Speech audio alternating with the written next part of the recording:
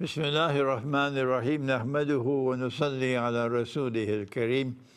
We greet you with Assalamu alaikum wa rahmatullahi wa barakatuh in blessed month of Rajab with the dua of the Prophet alayhi salatu wassalam. Allahumma barik lana fi Rajabin wa Shaban wa balighna Ramadan. It is the year 1445 in sacred time for the Ummah of Muhammad alayhi salatu wasalam. But for those who follow secular time, which has come from Dajjal, it is the year, I think it is 2024. You see, it's receding from my memory now because I pay more attention to the sacred time than the secular time.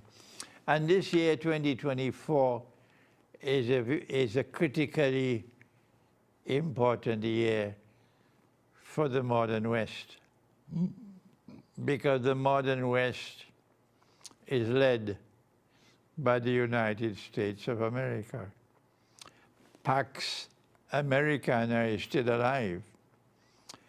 Pax Britannica has receded into history, and Pax Judaica has not as yet replaced Pax Americana. And the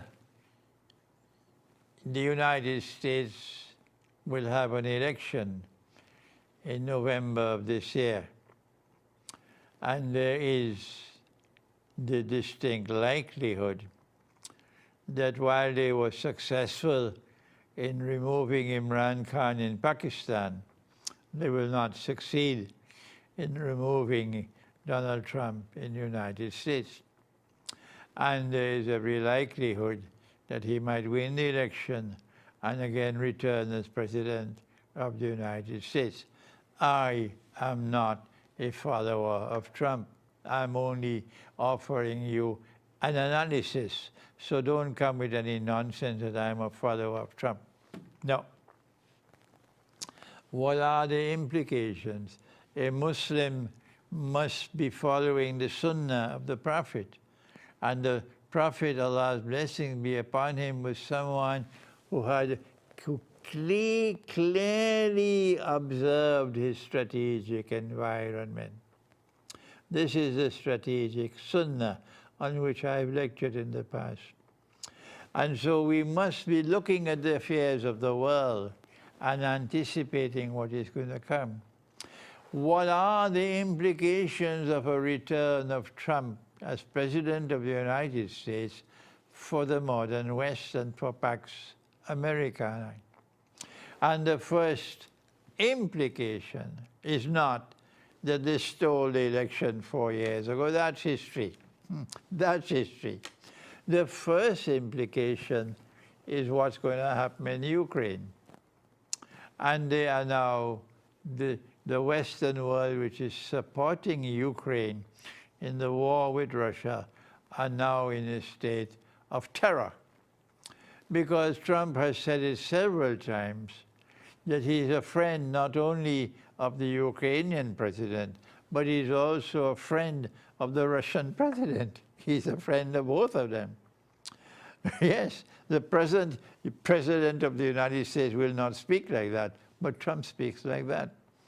And so if Trump becomes the next president, if he returns as president, the implication is that he is going to immediately get to work to stop the war in Ukraine.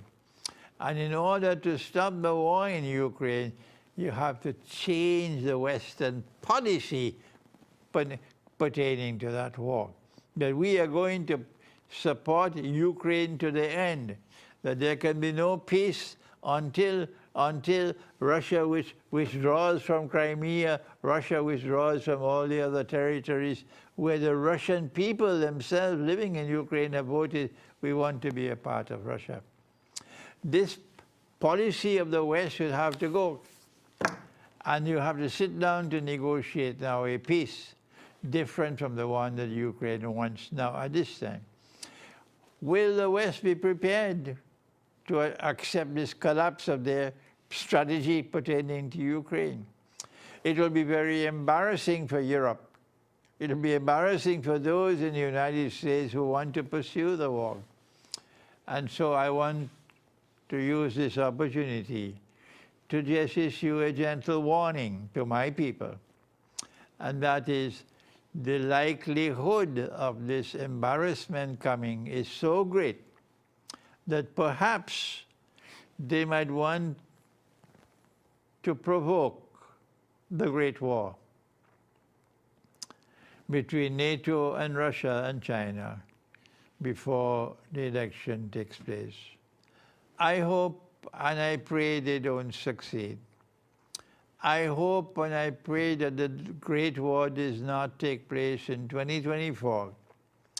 But despite the fact that I don't want it to take place, it is still necessary for me to warn of the possibility that it might take place.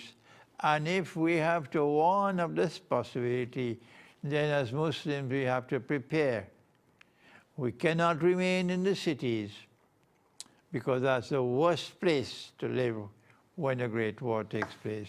I have lectured on this subject so many times before, so you already know my views.